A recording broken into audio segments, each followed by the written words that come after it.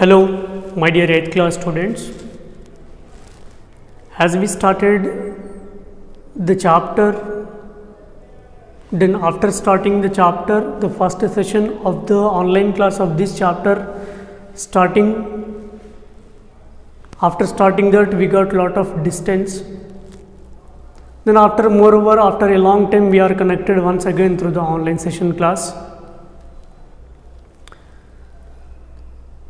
With the title of this chapter, we can continue the results where we started the landlords and tenants under the British and the Nizam, and we have seen the several scenarios in this chapter, like the agriculture, the farmers, the peasants, the tenants, where they had under a great suffrage.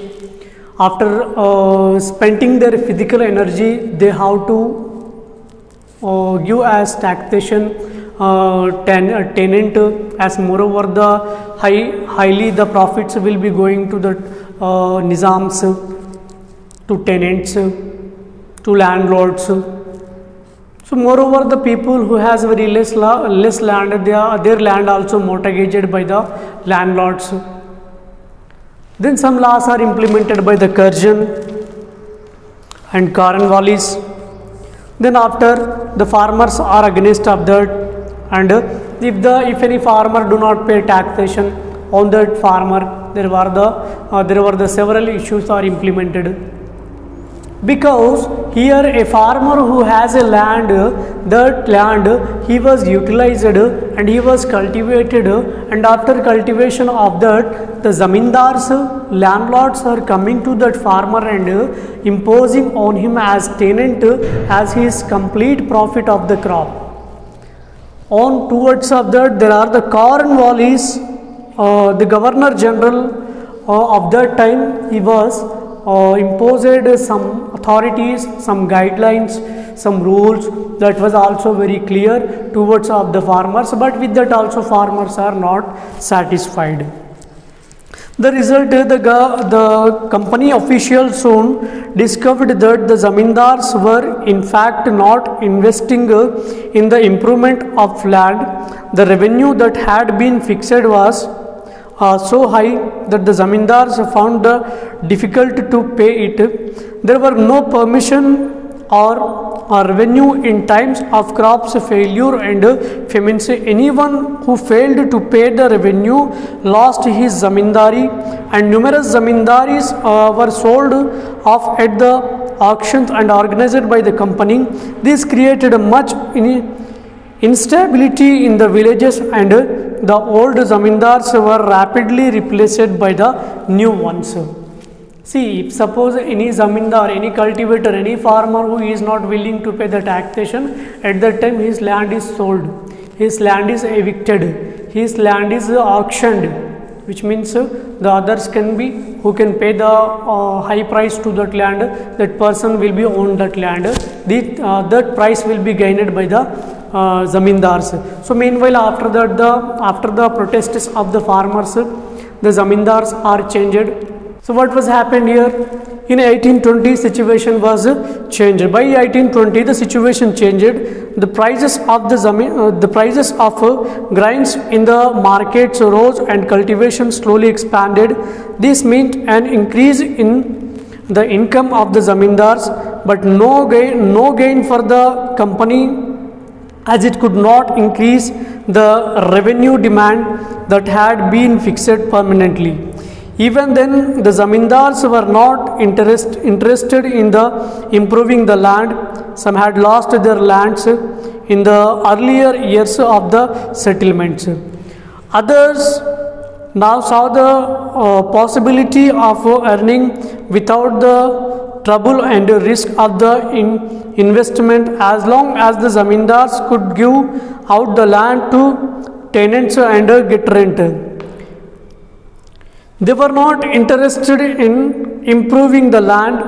Population was increasing rapidly, and the zamindars could keep evicting peasants and giving the land to new ones at high rents. On the other hand, in the villages, the cultivators found the system extremely oppressed. The rent, the pay to the zamindars was high and their right on the land was insecure. To pay the rent, they had to take loans from the money lenders, and when farmers failed to pay the rent, they were evicted from the land they had cultivated for generations.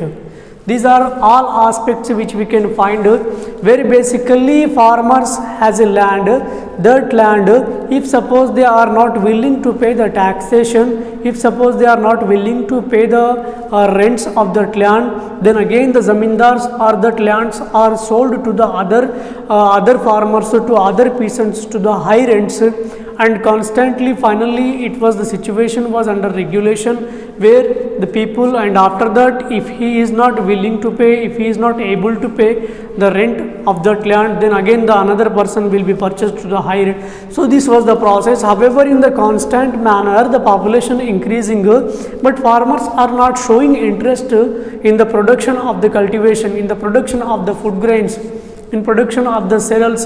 This was not increased. This was also one of the phenomena which was observed by the at that times governor generals. Then they brought some changes which are expected and which are brought differentiations among the people. The Raitwari system is that by the early 19th century many of the company officials were convinced that the system of the revenue collection had to be changed again. How could revenues be fixed permanently at a time when a company needed more money to meet its expenses of the administration and investments in trade?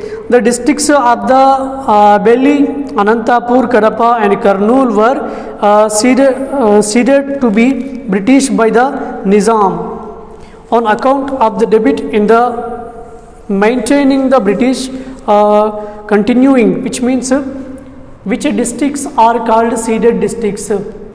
Remind this in your mind, which districts are called ceded districts. Ceded districts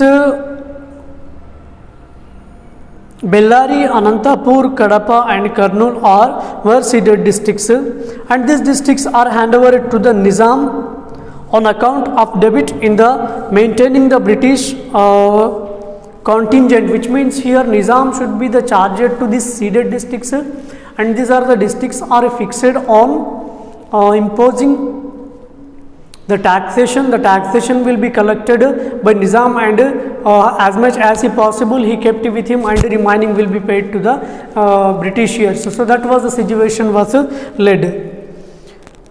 Anantapur, Kadapa and Kurnool were ceded to the British by the Nizam on account to debit in the maintaining the British contingent.